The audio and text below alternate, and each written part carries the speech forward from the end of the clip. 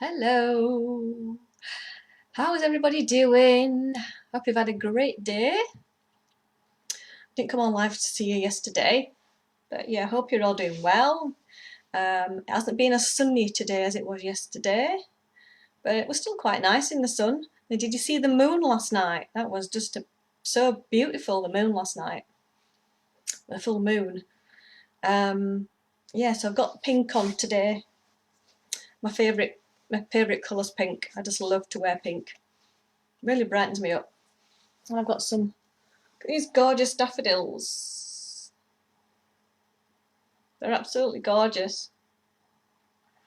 Mum bought with them yesterday from Marx's. I just love to have flowers on my desk when I'm doing my work, and I think daffodils are really sunny flowers. Love the colour yellow. So this is my last video about stress, a series talking about stress and how stress affects your body. And in this video I want to talk about gut health and how that can affect the estrogen levels in your body. So if you watch my other videos, you'll know that stress can cut down some of your bodily processes, like making your hormones to get pregnant, because your body doesn't want to get pregnant when it's in danger. And it also cuts down your digestion, so you're not digesting your food very well. Because it's putting you in alert mode all the time. You're in alert mode, and to keep you from so when your body's under alert, you want to run away from danger. So your body holds on to fat, it holds on to energy. So this is why it cuts down a lot of your other body processes, because it says, okay, I'm in danger, so I don't want to be getting pregnant, I don't want to be making hormones right now, and I don't want to be digesting food because that's going to waste my energy, so I'm going to cut down on my digestion. And that's not great, right? You know, because in perimenopause, your digestion can be a bit sluggish because your hormones are all over the place. So you have more bloating, some acid reflux, you just get constipated as well, or maybe the other way, you get a bit diarrhea and heartburn, you're just not feeling great. And especially if you're in that progesterone phase, which at the moment with the full moon, I think it's the ovulatory phase if you're in menopause around this time. And when you're into progesterone phase, your digestion can be a bit more sluggish, slows down a bit. So if you have a lot more stress on top of that, you can see how it can cause some really unpleasant symptoms for your stomach, which is not great, right? It's nothing worse than having problems with your digestion and feeling just uncomfortable down there. I know all about that because I've had digestive issues all my life. So I just know all about that, and I'm correcting a lot of my issues at the moment. So when you have these problems, you can have bile flow problems as well, and you need proper bile flow for emulsifying your fats, for breaking down your fats in your body and assimilating all your vitamins A, D, E and K. They're all your fat soluble vitamins. So you could get deficient with those if your bile flow gets a bit sluggish and it's not flowing as freely like a river. Because of all this, you can get mineral imbalance as well. But this puts you at risk of your progesterone levels going even lower than they already are during perimenopause, because of the excess stress. And like I say, stress will steal your progesterone to cope with that stress. So what does this do then? It puts your estrogen higher and your progesterone lower. So now you can be estrogen dominant. And you can have low estrogen and high estrogen at the same time. I know that doesn't make sense to you and it's a bit confusing, but what that means is you can have an imbalance of high estrogen and low progesterone, but you can have low estrogen and even lower progesterone. So that's why you can have high and low at the same time. So it's a bit confusing, I know. And you may have poor elimination, because if you have constipation or if you have bad gut microbes in your stomach, if you've not got enough good bacteria and the microbes in your gut isn't healthy, like I always talk about the gut, the digestive tract as a garden. You either growing weeds in your garden or you're growing flowers, depending on what your diet is and what you're eating. So your microbes in your body can affect your estrogen levels as well, if you didn't know. So yeah, you have to process all the excess hormones through your liver, as well as everything else like the toxins and medications. It all gets processed through your liver through different phases. It has 2 phases that it goes through. It has to break down the hormones and the toxins first into water soluble so it can be eliminated out in the second phase. So what are some symptoms then of estrogen dominance? You could have PMS, depression, heavy periods, fibroids, some gallbladder problems, you might not have a gallbladder at all, bloating, puffiness. A lot of the symptoms there can be troubling you because of the estrogen dominance. And then you might have some low progesterone symptoms as well, which can be insomnia, you're waking up through the night, you can't sleep, because estrogen is the excitable hormone and progesterone is more calming, you're more chilled out. So both estrogen and progesterone balance each other out. So estrogen helps you to get to sleep and the progesterone helps you to stay asleep. You could have some mid-cycle spotting as well, infertility, because you need higher progesterone for ovulation, so you may be struggling to get pregnant, mood swings, hot flashes, and you can have different types of estrogen dominance as well. You might have what I call problems with your liver detox, the dirty estrogens that are getting recycled back into your body and not being taken out of your body, going down the wrong highway. I call your phases in your liver highways. They go down different roads, phase 1 and phase 2.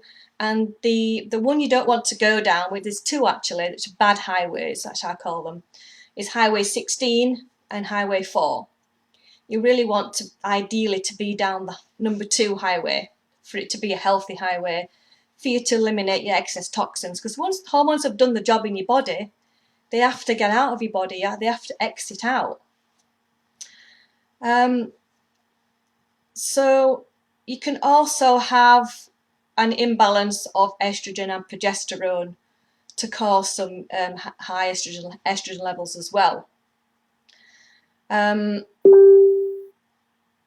So what you have here is, I just want to think about how I want to explain it for you so it's easy for you to understand. You have what's called the estrobolome. You've probably heard of the estrobolome, or maybe not. There's a clue with it being estrobolome, estrogen. And this is what I call phase 3 of your liver detox. In your gut bacteria, in your digestion, they can influence something called beta-glucuronidase. And that influences how estrogen is used, how it can be used so your receptors pick up the estrogen, and it can also influence liver detox of excess estrogens as well. It can affect the binding of estrogen, so your microbes can be producing too much of this beta-glucuronidase, and it can make your estrogen levels higher and not clearing out of the body very well. And this is what's called glucuronation, and that's a really long word. The detox is in your liver through phase 1, phase 2, and then this third phase of the microbes in your gut affecting your estrogen levels. And if you have high levels of beta-glucuronidase, then when your liver has processed the excess hormones into the inactive to be eliminated, the beta-glucuronidase can activate them again, and then they get recycled back into your body. Now you can ask your doctor for a test for your beta-glucuronidase to check if it's high or not. And this is a big clue. I might want to ask you to have this test. When I work with women, I can assess how you are with your health and your hormones and your symptoms. And I request you to get this test so I can look at it and see if how you're processing the estrogen in your body, and if it's going down this wrong pathway, and if you've got some gut microbes that are just unhealthy in your gut. I can help you with that to build it back up again and help you to sort out, because there's nothing worse than having estrogen dominance, especially if you get heavy periods.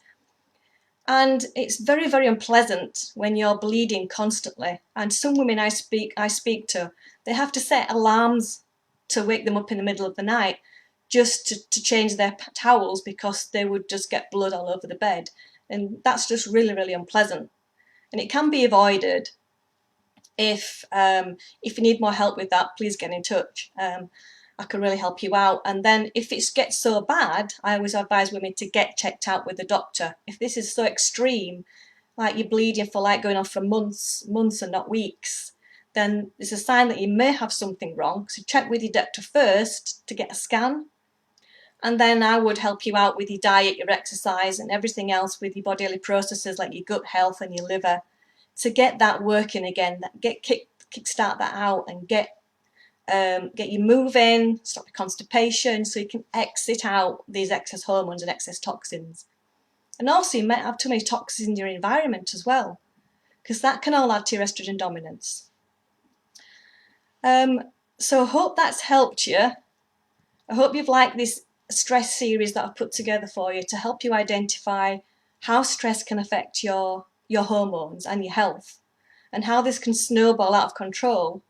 And that it's really, really important to get it under control and fathom out what your stresses are in your body, what is causing your symptoms.